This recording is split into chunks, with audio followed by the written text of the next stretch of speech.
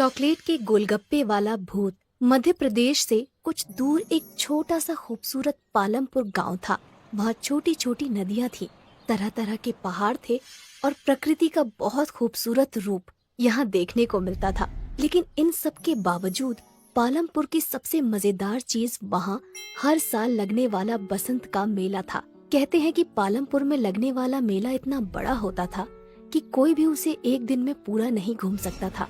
उस मेले में गांव वाले तरह तरह के खिलौने, कई तरह की मिठाइयाँ, न जाने कितने किस्म के खेल और अलग अलग तरह की खाने पीने वाली चीजों का ठेला लगाते थे।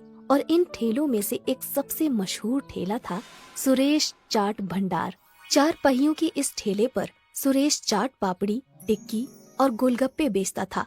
लेकिन बाकी सभी चीजों से ज्यादा लोगों को सुरेश के गोलगप्पे पसंद थे। मेले में हर रोज सुरेश ठेला भर कर गोलगप्पे लेकर जाता था, लेकिन शाम होने से पहले ही उसके सारे गोलगप्पे बिक जाते थे।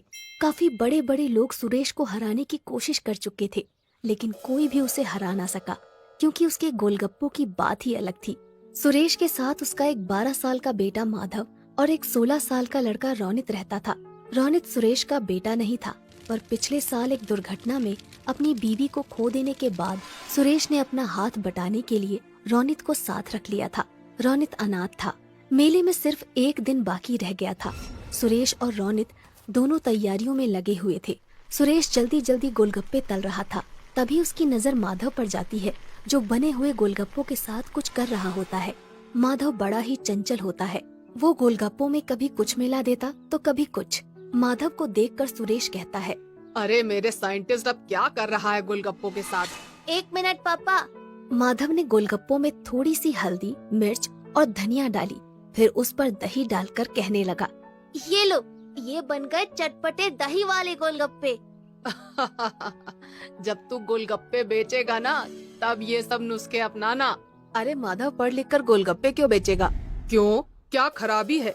काम इंसान को छोटा बड़ा नहीं बनाता, बल्कि इंसान काम को छोटा बड़ा बनाता है। अच्छा, मतलब ये गोलगप्पों में मिर्च धनिया भरकर बड़ा इंसान बन जाएगा? क्या पता बन जाए। तुम्हें पता है, माधव जिस उम्र में है, उस उम्र में एक इंसान का दिमाग सबसे ज्यादा तेज होता है।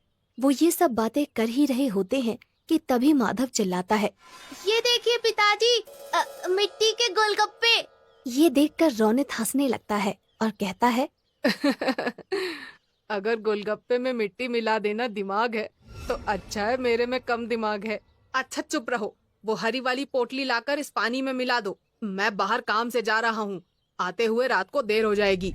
ये कहकर सुरेश वहाँ से चला जाता है और रोनित पोटली के पास चला जाता है।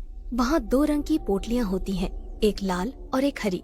रोनित गलती से हरी की जगह लाल वाली पोटली उसमें मिला देता है। तभी उसे बाहर से कुछ आवाज आती है और रोनित बिना पानी को देखे ही बाहर चला जाता है। उसने ध्यान ही नहीं दिया कि पानी का रंग हरे की जगह काला हो गया था। रात को जब सुरेश घर वापस आता है तो देखता है कि माधव अपने बिस्तर पर सो रहा होता है, पर रोनित घर में कहीं नहीं होता। सुरेश को लगता है कि वो काम खत्म करके अपने दोस्तों के साथ खेलने चला गया होगा। रात को सोने से पहले वो निश्चय करता है कि कल की तैयारी का सारा सामान देखकर सो जाएगा। वो चाट पापड़ी देखता है, जो कि बिल्कुल ठीक होती है। गोलगप्पे भी अच्छे ही दिख रहे होते हैं। फिर वो पानी के ड्रम से ढक्कन हटाता है और देखता है कि पानी भी देखने में बिल्कुल ठीक लग रहा है। उसका रंग भी आम तौर की तरह हरा ही है। सुरेश चैन की सांस लेता है और सो जाता है।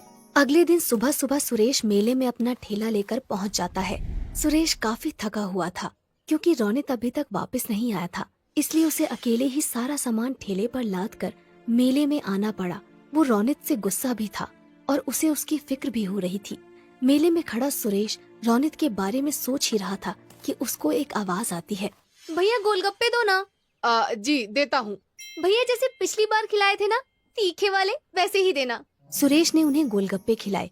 गोलगप्पे मुंह में रखते ही लड़की ने वापस बाहर निकाल दिया और कहा, ये क्या वाहियात गोलगप्पे हैं। सुरेश चौंक गया। लड़की ये कहकर वहाँ से चली गई और सुरेश ने एक गोलगप्पे में पानी भरकर अपने मुंह में रखा। उसने फौरन उसे बाहर निकाल दिया, क्योंकि गोलगप्पे का स्वाद सचमुच बहुत खराब था। जल्द ही ये खबर पूरे मेले में फैल गई और कोई भी सुरेश से गोलगप्पे लेने नहीं आया। शाम तक एक भी गोलगप्पा नहीं बिका। और परेशान होकर सुरेश वापस जाने लगा।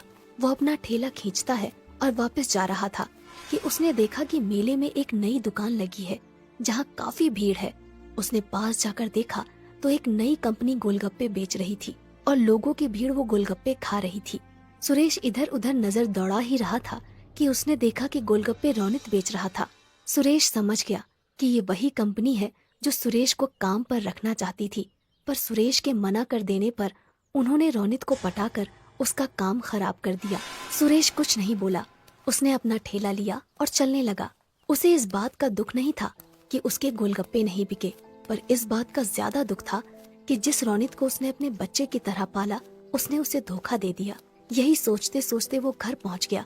उसे देखते ही माधव बहुत खुश हुआ और बोला, पापा, आप इतनी जल्दी आ गए और सारे गोलगप्पे वापस क्यों ले आए? वो बेटा, पता है मुझे, आप इसलिए लाए ना ताकि मैं नए गोलगप्पे बना सकूं। सुरेश ने मुस्कुराकर कहा। हाँ हाँ बेटा, जाओ नए गोलगप्पे बनाओ। ये सुनकर माधव खुश हो गया और कुछ गोलगप्पे लेकर वहाँ से चला गया। सुरेश वहीं बैठकर सोचने लगा कि कैसे अपने गोलगप्पे बेचने का काम दोबारा से शुरू करे। वो ये सब सोच ही रहा होता है कि माधव अचानक उसके सामने आकर कहता है, पापा, आ करो। अरे क्यों? आ करो ना। सुरेश ने अपना मुंह खोला और माधव ने एक काला सा गोलगप्पा उसके मुंह में डाल दिया। ये क्या डाल दिया मेरे मुंह में? क्या मिलाया है तूने इसमें? चॉकलेट। अच्छा। ये गोलगप्पे खाकर सुरेश के दिमाग में एक आइडिया आया ही होता है कि तभी माधव कहता है, ये लो पापा, ये भी खाओ। सुरेश मुंह खोलता है। इसमें क्या मिलाया है तुमने? मिट्टी और लाल मिर्च। सुरेश हंसने लगता है और माधव को गले से लगा लेता है। फिर सुरेश पूरी रात अपने कमरे में कुछ करता रहता है। अगले दिन मेले में रौनित के गोलगप्पे बिक रहे होते हैं। तभी एक आवाज आती है, ये क्या खा रहे हो? वहाँ चलो सुरेश के पास, कुछ नए किस्म के गोलगप्पे आए हैं। ये सुनते ही सब सुरेश के पास चले जाते हैं और देखते हैं कि उसके ठेले पर चॉकलेटी रंग के बेहद खूबसूरत और अलग से गोलगप्पे रखे हैं। सब वो गोलगप्पे खाते हैं और सुरेश की बहुत तारीफ करते हैं। तभी रौनित वहाँ आता है और कहता है, तुमने ये कब बनाए? मेरे जिस बच्चे का तुम मजाक उड़ाते थे उसी का आइडिया है ये। ये किसके गोलगप्पे हैं? चॉकलेट के। अच्छा, मैंने तुम पर बहुत भरोसा किया था रौनित, पर तुमने वो तोड़ दिया। रौनित कुछ कहने ही वाला होता है कि अचानक भीड़ से आवाज आती है, और गोलगप्पे दो भैया। अरे भैया, और गोलगप्पे तो खिलाओ। अरे बिल्कुल बिल्कुल, अभी खिलाता हूँ मैं। ये कहकर सुरेश गोलगप्पे बेचने लग जाता है और दोबारा पालमपुर के बसंत के मेले का सबसे मशहूर गोलगप्पे वाला बन जाता है, चॉकलेट के गोलगप्पे वाला।